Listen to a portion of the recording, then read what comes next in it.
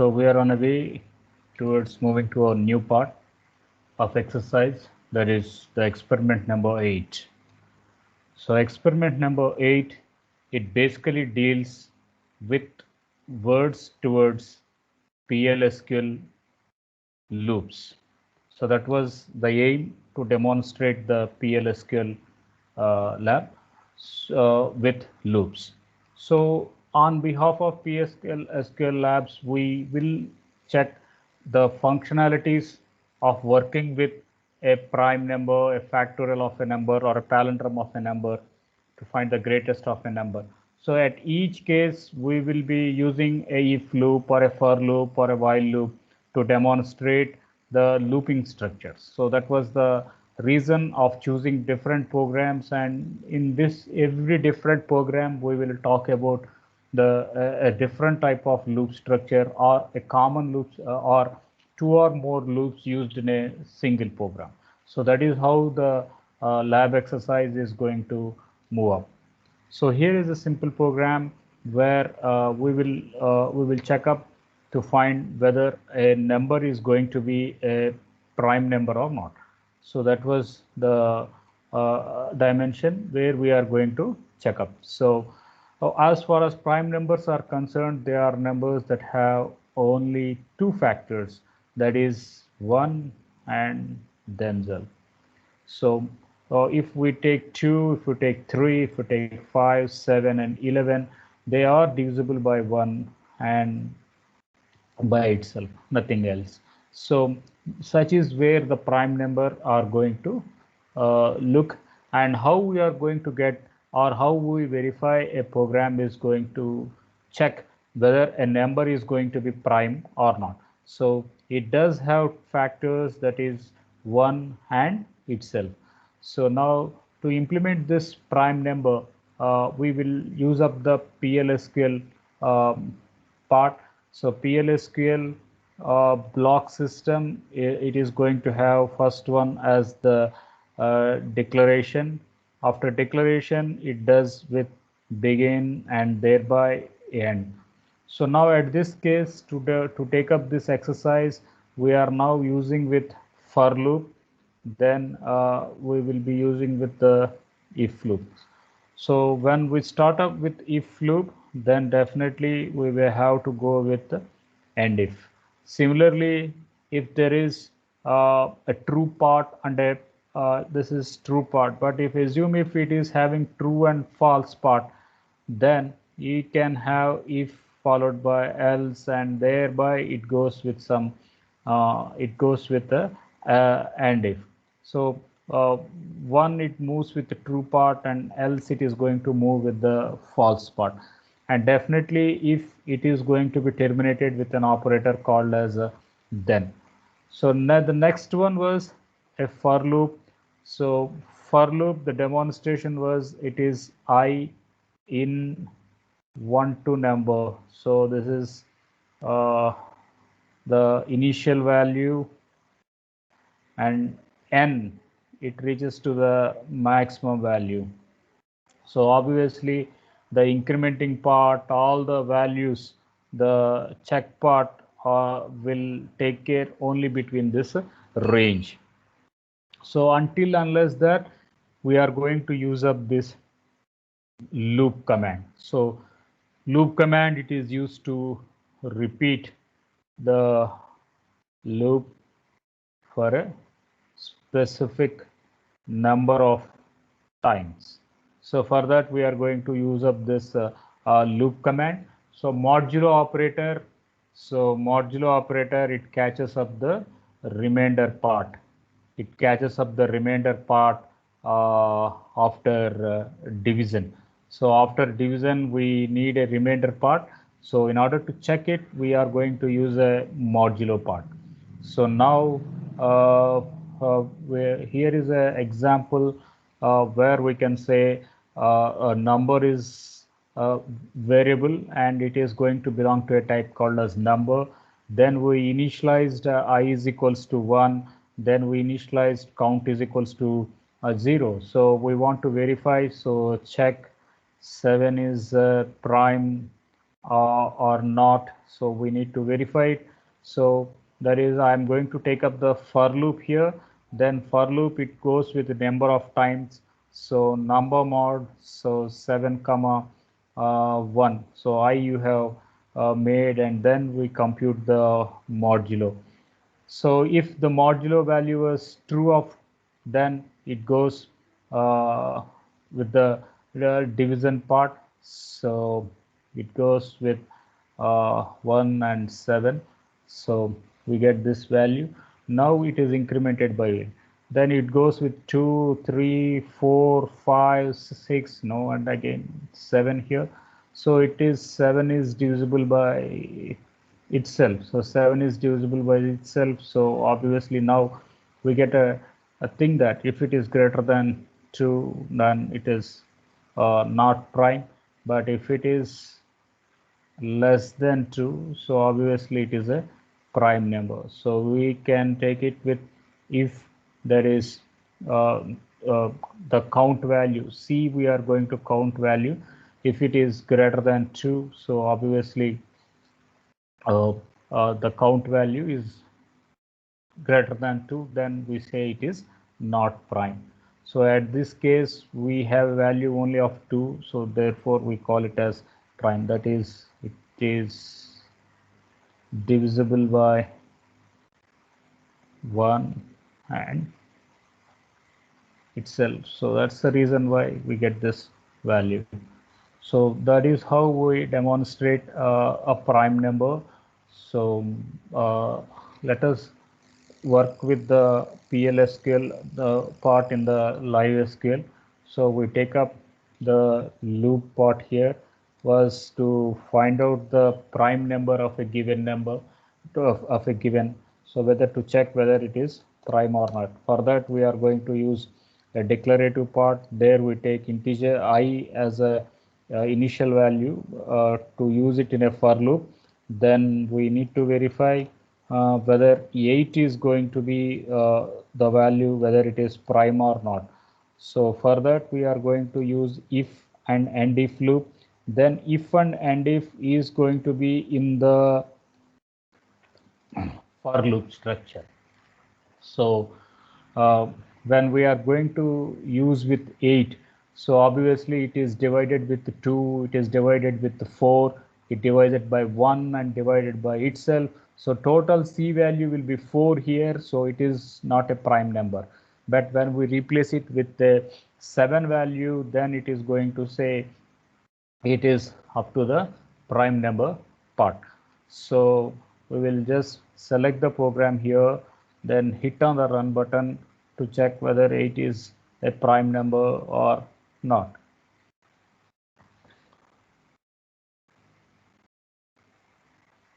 So we are now executing the program here.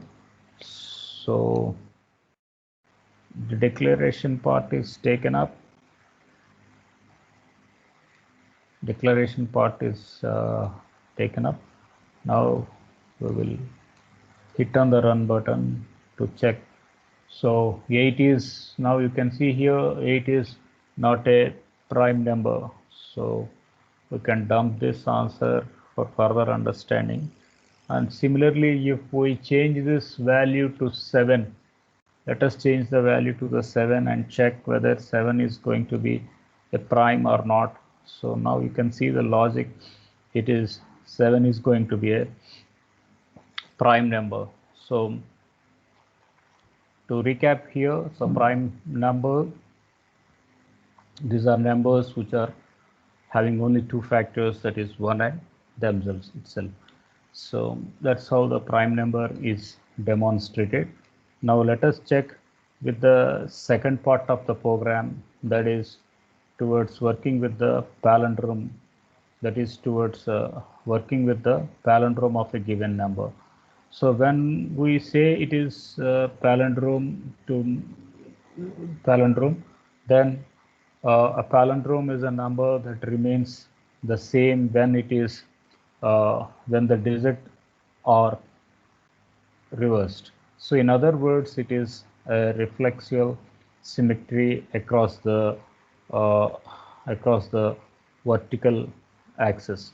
So that's what we were pointing out towards the palindrome program here. So the palindrome, if I'm going to have a number 1, 2, 3, 4, 5, and if we reverse it, it becomes 5, 4, 3, 2, 1, and 5, 4, 3, 2, 1 is not going to be a palindrome part. But if I'm going to have a value called as 1, 2, 3, 3, 2, 1. So now when 1, 2, 3, 3, 2, 1 is going to be supplied as an inputs here, now we can understand 1, 2, 3, 3, 2, 1. Now if I reflect it, so obviously it is taking up with the 1, 2, 3, 3, 2, 1. So even though it is having a reflexive part, it is similar. So that's where the palindrome is having its importance there. So now the palindrome part is quite interesting here. So if I'm going to say palindrome here, so palindrome part. So when we take up the palindrome part, the thing was 1, 2, 3, 3, 2, 1. Now we are going to reverse the number. When we reverse the number, we will be getting the same 1, 2, 3, 3, 2, 1. So this is an example for a palindrome. So now we have a program which it is demonstrating the palindrome here. So we'll move to that part, and first of all we will move to that part, then we will have an idea of what we were talking, and we will again come back to the same situation, and thereby we will start executing the things. So now this part, PLSQL part, it is supporting the loop functions. So here we are going to have begin to end as a main body. Now for the palindrome, we are now demonstrating it with the while loop.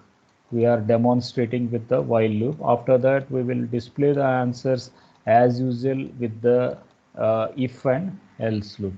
So now here to demonstrate the value of a palindrome, so we can say that n, m are two numbers, and to find the reverse, it is again a number, and or we are initializing it to a number value. But reverse, you can, it is here, it is initialized to a 0 value. Now we are going to move for safe.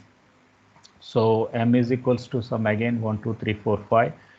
So while 1, 2, 3, 4, 5 greater than 0, you will be getting the modular operation. That is mod n comma 10. So obviously mod n comma 10. So 1, 2, 3, 4, 5 and divided by 10. So 1, 2, 3, 4. So 1, 2, 3, 4 into 10, I'll be getting 5 as a remainder. So 5 is a remainder, or we are going to call it as mod. So therefore r is equals to 5. Then what we are going to say, it reserves is equals to reserves into 10. So earlier reserves value was 0. So now 0 into 10 plus 5. So we are going to get the value. So reserve is equals to some 5. Now we are making a trunk. Whenever we are going to make a trunk operation, we make a division 1, 2, 3, 4, 5, and we delete this attribute. So we will be having n is equals to some 1, 2, 3, 4. So we iterate this process, again and again. So in the second way, it takes some modulo of 1, 2, 3, 4, comma 10. Then we will get the remainder as 4, and then we will get the reverse is equals to some 5 into 10 plus 4. So we get that as a 54. Then we are going to say n is equals to trunk. So 1, 2, 3, 4, we divide it with 4. Then we are going to get only the value of 123. So similar way we will do this at the end. We will be getting 5, 4, 3, 2, 1. So the answer was 1 2 3 4 5. So 5 3 4 5. So it is not palindrome. It is not going to be a palindrome. So as for it displays, it is not palindrome. But if I am going to take up with 1 2 3 3 2 1, so when we make a reverse of it, again it is going to say 1 2 3 3 2 1. Then it says number is going to be a palindrome part. So the core logic was constituted at this case. We find the modulo operator, we save the new value as reverse, and then we make a trunc operator. So these are the core statements of the logic part of the palindrome. So in this way we demonstrate for the palindrome aspect. So what we will can do is we can hit on the run button to understand how 1 2 3 4 5 is uh, getting executed as a part of a palindrome.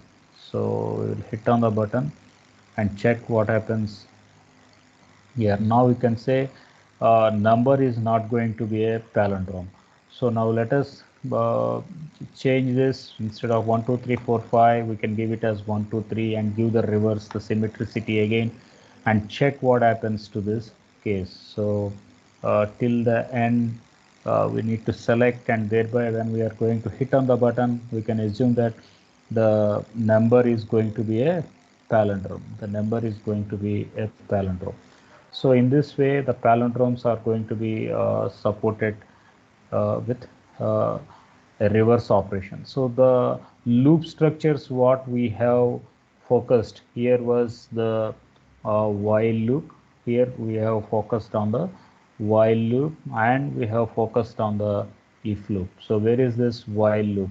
So when we say it is while loop, so it goes with while, and then it is condition, and then it is going with loop, and then it is saying as a and loop. So in between that we done a modulo operator, we made a reverse, and then we made a trunc, or what we call as a division operator here. So when we say it is an if loop structure, so when we go with the if loop structure, if it is condition is true, then it goes with else, it executes the false part, and we can close it with a word called here as an end if. So that is how we are taking back with the reverse of a number. After reverse of a number, we can move with the greater of two numbers. So greater of two or three numbers. A simple logic here. So a simple way of understanding the logic here. So we can have this to find greater number. So it is some demo of only uh, multiple if loops. So we have A10, B12, and CS5. Then we are going to declare the values. A is this much, B is this much, and C is this much. Then we made a condition A greater than B and A greater than C. Then we print A as a greatest. So now you can see here if followed by condition, then it went to then. Okay, next part, then it went to a else part. There again it is taking up, again it is going to take up the if part, and then if part it is working on the condition, and finally it moves to the else part, and then it gives up the false case, and finally if it is now terminating with the end if here, if it is going to be terminating with the end if part. So this is a demonstration for the multiple if, or we can say a nested if. that is if statement, it is taken up in another if statement. So that is the demo towards finding the greater of the two numbers. So we have the same program here. So we can show here the demo that it is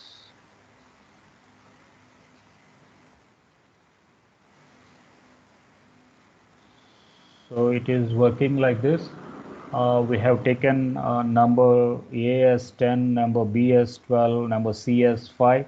Then we made it as begin. Then we want to display it with the package name on the method name. Then we made two conditions, A greater than B and A greater than C. Then if it is true, yeah, what happens? We find A as the greatest. If not, we are going to work with the else part. So in this else part, we again make a B is greater than A, B greater than C. Then we display the second item is going to be the greatest. If both the conditions, first part or second part, is not taken, then we need to go with the else part. So that's C is greatest. So every if statement, it needs to be terminated with the end if. So there is two if statements, multiple if statements have been taken up. So two if statements are there. Therefore, we are going to give up two. So now we execute this program here. We execute this program here. So to find the two numbers, the three numbers which is greater. So you can find the statements A, B, and C are processed, and you can say B is greatest. So the aim of this program was not to uh, take up with a simple example, but the aim was for you to demonstrate how a nested if is going to work. So that is the condition why we are demonstrating this, to prove how a nested if program is going to take up and how the while loop syntax is there, that is if followed by else, again if followed by else, and if it need to be terminated with an and if. So that is all regarding the greater of the numbers. Next interesting thing was we have the factorial program here. So another interesting part was the factorial program. So in this factorial program, it is some demonstration for the for loop. It is a demonstration for the for loop here. So in C, we are going to have for I is equals to 0 and I less than n and I plus plus. So we made I is equals to 0 as the initialization and I less than n as a condition, and this is an incrementing or getting a method. So this is all replaced with for I in 1 to n. So at this case, n, it is up to here. So until n, it is going to be made up. So to have open braces and closed braces, we do have loop and followed by end loop. So we execute it with end loop, loop. Then we are going to say for in. So here we are having a in condition. So we will implement the for loop structure to find the factorial. Okay. Now, what's a factorial? So factorial is a function that multiplies a number of every number below it. So it is going to multiply a number by every number below it. So if I'm going to have some 5 factorial, it multiplies with every number below it. So every number below it until it reaches to 1. So if such is the case, now we can look the logic as an n minus 1. It is looking up to a logic called as an n minus 1. So how we are going to demonstrate the factorial of a given number was we declare n as a number, and we are going to initialize. We are going to initialize the factorial value with number 1 and j as a number.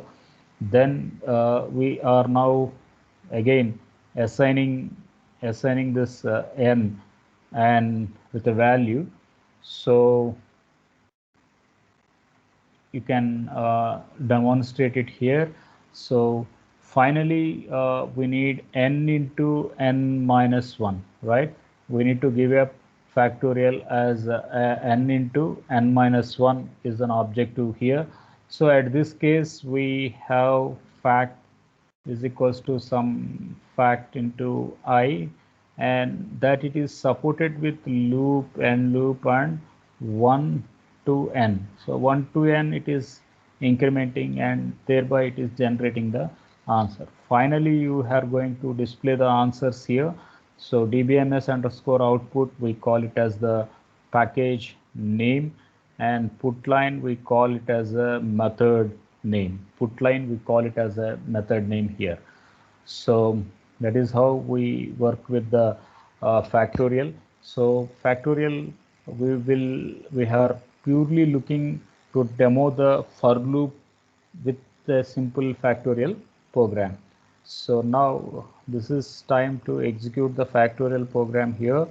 So we are going to consider the factorial as 5, n is equals to 5. So let us hit on the factorial 5 and see how it is going to execute. So now you can see the statement was processed, and statement it is going to give up the answers as some 120 in this case. So answers are given as 120 in this case. So how is it done? We made a declaration, then we initialized factorial as a 1. We had an I and increment operator. Begin is the basic building block of PLSQL. To what value we need the factorial, that value we have taken. Then we started with a for loop, and loop is going to reiterate, that is, it is going to have a recursion concept here. So it is recurrently making fact is equals to fact into I. So until the value is going to reach 1, 2, 3, 4, 5. So 5 iterations are going to be happened. For all the 5 iterations, the value is going to be repeated until the loop is going to be ended. So that's how the factorial program is run up. So now let us change this value and see how the factorial is going to execute if it is given n is equals to with some number. So there is a exception which it is not taking up at this case. So we will stick up with the same value here. So we can change the value n is equals to some 6 here. So we can use this and we can find out the factorial value. For 6 value, it is some 720. So we talked about the factorial value. Now let us have what is with the Fibonacci series. What is going up with the Fibonacci series? So Fibonacci series, yeah, it is with a value which is shown with f is equals to 0 and f is equals to 1. So these will be the starting elements towards a Fibonacci series, and each number is the sum of two preceding elements, and each number is going to be the sum of the two preceding elements. So now we can put it as 0, 1, two preceding elements 1, two preceding elements 2, two preceding elements 3, 5. So in this way we are going to link up the values, and thereby we are going to get it. So now you can assume that there are two preceding elements. So in order to generate the two preceding elements, so we say if I want third, then it is first and second. So it is meant with to involve first and to involve the second here. So it is n minus 1 2. It is working with n minus 1 2 and n minus 1 3. So until it is going up to the value of n. So now how we can demonstrate this as a part of our exercise? So to demonstrate this, we are now looking up with the values. We are now looking at the values here. So Here is the declaration part. Then we are going to demonstrate the values 0, demonstrate the value as 1. So we will use the values one first number as f0, another number as f1. Now how we are going to generate the third number, it is going to be the value of f0 and f1. So now we need Fibonacci numbers up to 100. So for that we are going to display it up. So how we are going to generate? We generated it up to third number is equals to first number first second. So 1 to 100. So 100 is given as n. So we are initializing this value to 2 here. Thereby we are making a swap operation. That is, we are moving the second to first and third to second. So in this way we are repeating the loop. So we repeat the loop. So here also we are going to have a demo of for loop itself. So for we are going to take up the up to 100 times the for loop is going to repeat in order to generate the Fibonacci series. So now we will move to our SQL editor, then we will start executing the values as follows. So here we are going to have the declaration part. We get the declaration part, and the first number is 0, second number is 1, third is undefined. Undefined in sense the logic part of the Fibonacci has to be given into this. It is with the first and second, and then how many times the loop is going to be taken up. So we will move with the Fibonacci numbers. We display the first and second. So we are moving with I is equals to 2 here. The reason was already we have the f0 and f1, right? Already we are going to have the f0 and f1, two elements are already decided. 0 and 1 are already decided, and we have the inputs of first number and second number. So that's the reason why we don't look into the earlier two values, 0 and 1 values. So we will start up with the latest value. That's the reason why we take the for loop with the 2 here, and we iterate it for 100 times. Why 100 times? N we are going to give the value for 100. So we just want to display the first 100 Fibonacci series at this case, and here we make a swap operation. That was the second number was moved to first, and the latest number was moved to second. So in this way we migrate it for number of 100 times. So why we are doing 100 times here? We using this loop structure, and the exchange, the swapping is inside the loop structure. So that is the reason why we are processing the statement as follows. Now here you can see up the Fibonacci series. It is 0, 1, 1, 2, 3, 5, 8. So we get the 100, we get the 100 series of Fibonacci numbers. So all the 100 values of Fibonacci series are going to be displayed. So this is really interesting. So even not only to do as a programming language, SQL, PLSQL, we can draw programs as per the content. So in this scenario, so we have 0 and 1. These are the initial values, that is f0 and f1. Then we made it as an f2, that is f0 plus f1, and we iterated it. So we iterated it for 100 times, and we made a swap operation. So the two elements are going to be swapped with one another until we get the maximum value, until we get the 100th element. So this was the 3 2 double 4 double 2 4 8 4 8 1 7 9 2 6 1 9 1 5 0. This is the 100 Fibonacci series value. So in this way, we are going to use the PLSQL to develop the loop structure. So in a nutshell, the program the loops we demonstrated about while loop, if loop, for loop, and looping structure to demonstrate the programs of prime, palindrome, greater of the number, factorial, and Fibonacci series. So this is all for this experiment. Thank you.